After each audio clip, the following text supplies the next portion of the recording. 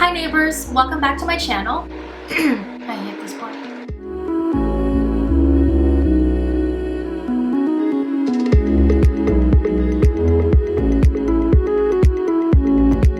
Today I'm going to record a more casual video.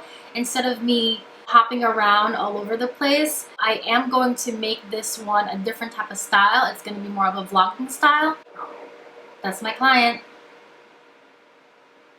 Hello. No worries. Hi, how are you?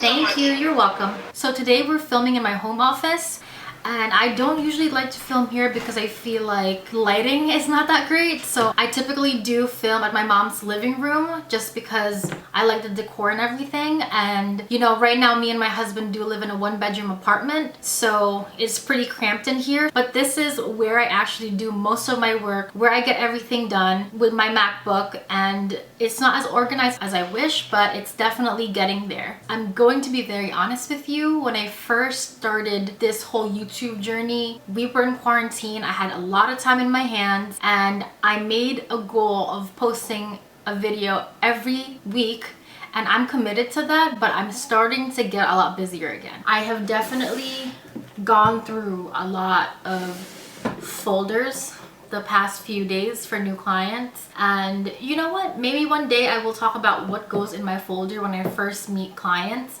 I think that's a good topic. Which reminds me, it will totally help me out if you guys hit the subscribe button and ring the notification bell. It really helps with the YouTube algorithm, and not only are you going to help and support me, but you won't miss any of the videos that I'm going to be posting in the next couple of weeks. And next week I am going to be talking about how much I make. I will show you guys my real commission checks, how much I made my first year up to now, and how I do all my goals. So if you don't want to miss that, definitely hit the subscribe button and ring the notification bell. But anyways, I'm starting to get a lot busier again. This is one of the main reasons why this video is not going to be as high produced, meaning I'm not jumping all over the place, having different angle shots, creating different captions everywhere. It's going to be more of like a casual, let's have a chat, let's talk about the truth about being a millennial realtor, and you know, grab a snack. So today I'm going to be talking about the cold, hard truth about being a millennial realtor, what they don't tell you. So let's get into it.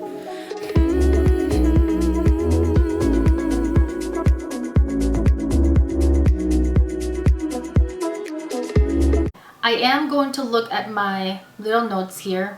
Anyways, one, I hope a lot of you guys don't take this the wrong way, but being a realtor is a lonely job. I mean, first of all, especially if you're a young entrepreneur or if you're a young individual who's interested in being a realtor, there's not a lot of people our age in the business. And I'm not saying that we don't have fun, because we do, don't get me wrong, but it's very hard to distinguish between friends versus business partners. So you will always be, for the most part, be surrounded by a lot of people, especially if you're one of those people who like to do networking events. There's a lot of events that you can definitely go to as a realtor with your colleagues and meet other vendors so that you can try to gain business partnerships, and you know, just vendors that will help you and team up with you so that you both or all of you can flourish in this industry and just try to bring each other up. So that's definitely one thing that I would say. There's a lot of ways where you can meet a lot of real estate industry professionals, where you can really create teams so you can mastermind together how you can attack your business so you can all flourish together. That's definitely 100% true. But at the same time, if you're new and you're naive, which I really was and probably still is a little bit, it's very hard to distinguish between real friends, if you're just trying to have friends, and people who are only there to meet with you so they can get something from you and then kind of just, you know, throw you out when things aren't working out. That happens a lot, and I'm sure once you become a realtor, you'll do the same. Because the reason why you're in the networking event is so that you can meet people who can help you with your business. So it's really not to make friends. And if you do end up being friends with each other, it's a very, how do you say it? It's very shallow. It's very easy to toss away. And there's not a lot of loyalty in this business. I'm just going to throw it out there. It's very hard to build long-lasting friendships that you can just go out and hang out. It just doesn't work out like that. You're your own business, you know? So you kind of have to figure it out yourself. And that's another thing. I've been very, very lucky that I have so much support within my own personal relationships. Like my mom, my best friend, my husband, my sister, they have my back and they support me full on in this business. And not only am I prideful of what I do, but they also are. So that really helps me out a lot, because in the industry, you need a lot of self-motivation because you're the only one that can really help yourself. I was so lonely. It's not even lonely because I'm not depressed. It's not that. You know, I mean, I've definitely had a few meltdowns working in the industry, but that's not what I mean by lonely. As amazing as it is that I just have so many mentors to look up to and learn from, it's also different to just have a friend your age who know exactly what you're going through, because it's so easy to feel like everybody is a competition. Even your colleagues are your competition. Okay, so actually that brings me to number 2 because I'm babbling. That reminds me to number 2. There is a lot of competition in this industry. The same mentors who help you with your business are your competitors. So at the end of the day, as you're learning from them, you still need to differentiate yourself, especially if you are in a brokerage where you're all working in the same local area. So you're gonna find that these people that you try to learn from are not gonna tell you everything, unless they are your ultimate best friend, or you're learning from your uncle, or you're learning from someone who completely trusts you with everything. They're not gonna give you all their secrets, because you know they pretty much work so hard to figure it out themselves. They're just not gonna hand it to you. Don't get me wrong, they're definitely, at least from my experience, like I said, this is my own personal experience, they're going to help you out as much as they can.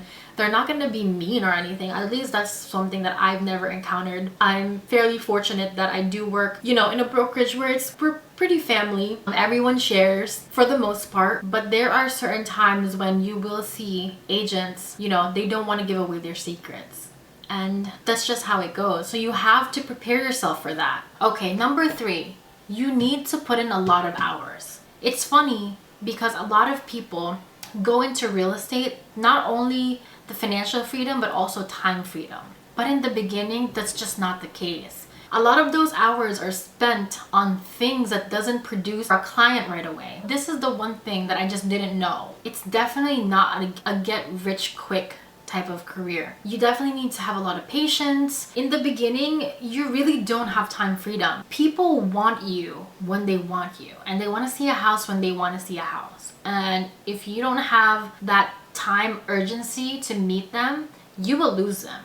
Especially if you're receiving leads that are cold, not like a family member or a friend that you just know. You have to grab it right away. I used to spend some of my marketing dollars on Realtor.com and Zillow.com leads just to diversify where I get my leads from. Realtor.com, at the time, they would text me a lead, and the best time to reach out to them would be now, because they were just looking at the property. They want to hear you now. There were times when I would be driving in the middle of a highway or in the middle of a road, probably not a highway, in the middle of a road, and I would stop and call the lead and introduce myself, ask what property they want to see, ask about who they are they pre-approved, are they currently working with a realtor. But anyways, buyers want to see a property when they want to see a house. And like what I said in my last video, how much do realtors make? Most newer agents tend to gravitate towards being a buyer's agent just because it's easier to get a client that doesn't have to pay you, because it is free to use a buyer's agent compared to being a seller's agent. Number 4, always prepare for the worst. Being in the industry, especially when you're new, is up and down. I'm going to be very transparent with you guys. In the beginning of the year, February, January, I did have a few transactions that ended up kind of closing at the same time. I had like 3 and they were pretty big ones. I sold like 2 new constructions. I made $30,000 and everyone was so hyped up about real estate. I was so excited. I said, you know what? 2020 is going to be amazing. And I said, you know, I'm going to make this much money by the end of the year and every month this is my goal. And then coronavirus happened. Guys, I haven't had a commission check come in my account for 3 months. Is that true? February, March, April, May. Like, yeah, 3 months. I know. And it's very easy, at least for me. Like I said, it's different for everyone, but it's very easy to say, if I made this much this month, I can make that next month. And the thing is too, when I first started, I used to get so excited just from getting that one client. Now I can't get excited until I get that closing check, or just when we get to the closing table, because there's so many things that can happen. It's really hard when you think that you're supposed to be making a specific amount of money next month and then a deal falls through. I feel like I knew this, but I feel like I just had to tell you and remind myself that it's an up and down business. It's a wave, you know, and you just have to ride it, and you have to make sure that you are paying yourself and saving money before anything happens. It's very unpredictable. It's one of the things that excite me the most about this industry is the opportunity and growth that's possible, the possibilities. That's what drives me. That's what excites me. I can see myself in the next 5 years, 10 years, and just rocking it. And there's no limit on how many people you can help and how much money you can make. And how many real estate properties I can eventually own. There's just so much possibilities, and that's what drives me. But if you don't have that mindset, if you're one of those people who prioritize stability and predictability, then this business is just not for you. What else? There's no typical day in real estate. When you think you have a schedule, it changes. For example, today I started out with a listing presentation. So I had to create a folder, make sure that all my marketing materials are ready and that all my research are there so that I can show it to them. And I was planning on just creating this video the whole rest of the day and making sure that I do post it by 2 p.m. tomorrow.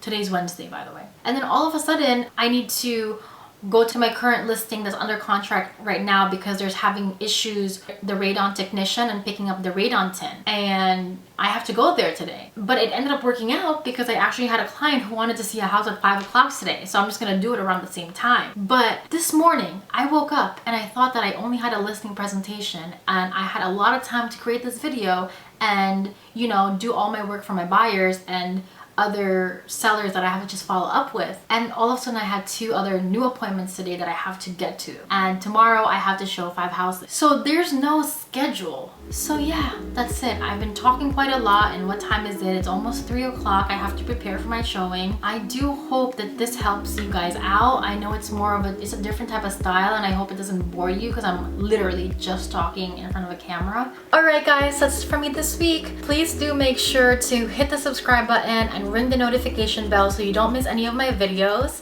and I hope to see you guys soon.